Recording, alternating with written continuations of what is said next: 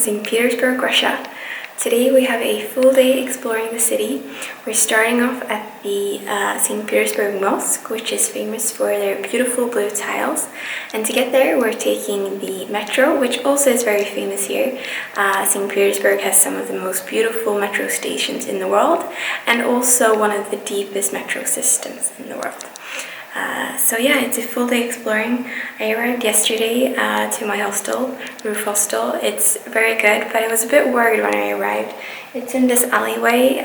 It's a bit tricky to find, and when I was let in, it was a very run-down staircase, and also it's located on the 6th floor, so it's quite hard to get the bag all the way up there.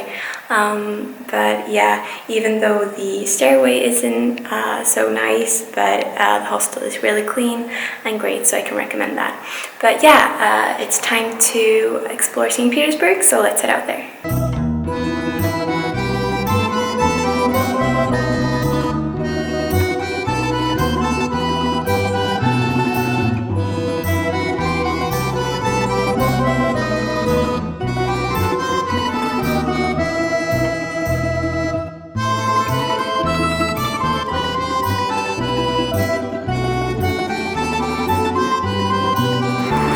So using the metro system here is really cheap. One fare only costs 45 ruble, and that takes you from one station to any other station. And yeah, so it's really good, and the stations are very beautiful, and yeah, the escalators have these beautiful lamps in different styles for each station. So yeah, right now I am walking to the mosque, so I'll see you there.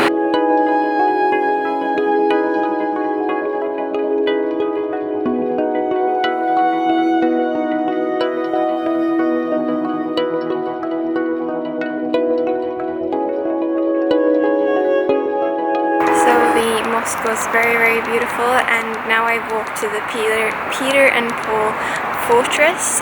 It opens at 10 o'clock, so I am a bit early, but if you want to check it out, it's really beautiful, and you have a lovely view over St. Petersburg and the canals, so yeah.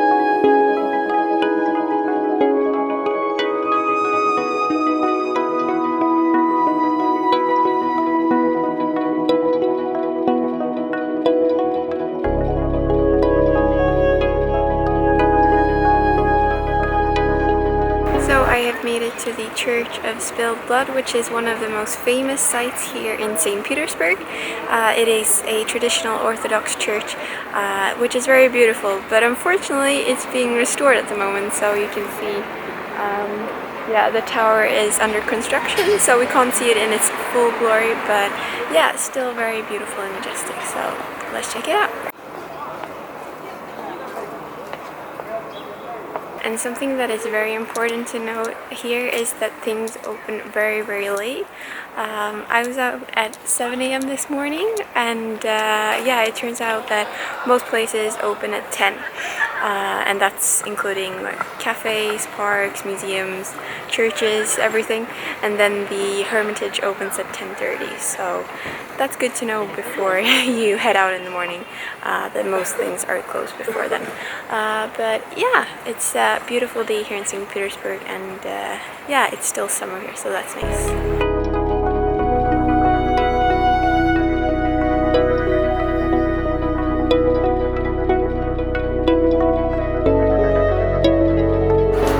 And as you can see over there, St. Petersburg have their very own Arc de Triomphe, just like in Paris, but a smaller version. So I have made it to the St. Isaac's Cathedral, which is the 4th largest cathedral in the world, by the volume under the big cupola.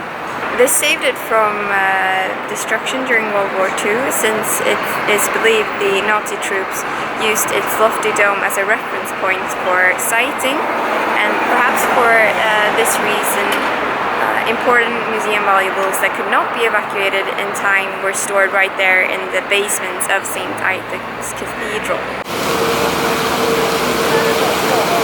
And I have made it to the about 3 million people who visit it annually, and it is estimated that if a visitor spend around 1 minute at each exhibit, it will take more than a decade to go around the entire museum. So it's one of the biggest museums in the whole world. And then on the other side of the Hermitage we have this column here, and the 600-ton Alexander column has stood vertical for 185 years under nothing more than its own weight. And in the early days, St. Petersburgers avoided it for fear of getting squashed. Its creator, Auguste de Montferrand, had to walk under it every day to demonstrate to locals that its construction was safe. So yeah, it's a very, very historical and important square here. But now, if you maybe can see, now the queue has disappeared, but when I arrived here there was a queue all along to get into the Hermitage, but now the queue has cleared up, so we're going to head in there now.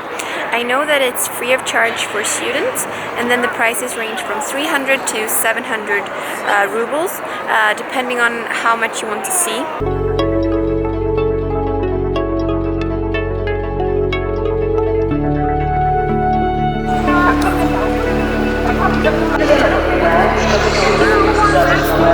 So I just finished off at the Hermitage Museum.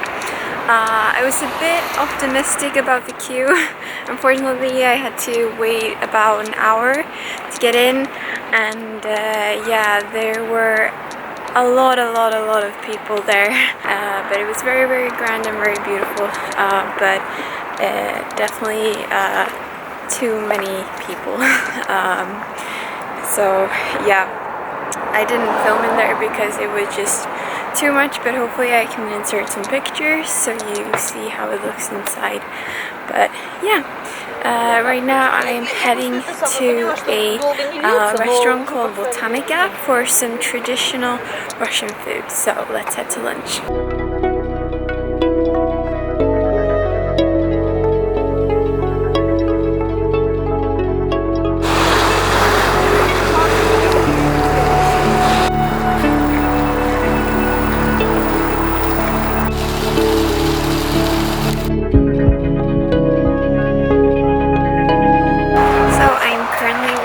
Through the summer gardens. They're really, really beautiful, and they're open from 10 a.m. in the morning until late at night. But yeah, really beautiful. Right now I'm heading to catch a canal boat to tour the canals of St. Petersburg, which also is called Little Venice. So yeah, there are actually 800 bridges here in St. Petersburg, so there are lots of them, and what's unique with many of them is that they open and close. So there are 12 of those bridges that are closed during the day, but then at night they open, and then you can't really get between the two parts of St. Petersburg. It's a bit trickier than to drive, so that's very interesting. But yeah, I'm looking forward to get to know more about that on the canal tour. So yeah, let's head to the harbor or the meeting.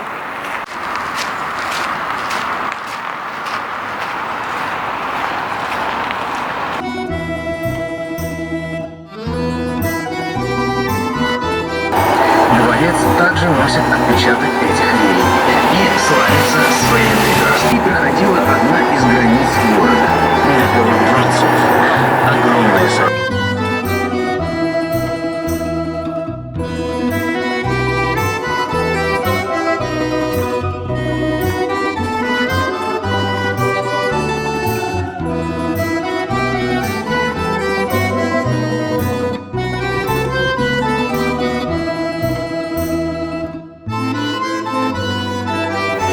So that was definitely a perfect end to a wonderful day here in St. Petersburg in Russia. Tomorrow I head to Tallinn in Estonia, so I'll see you next time.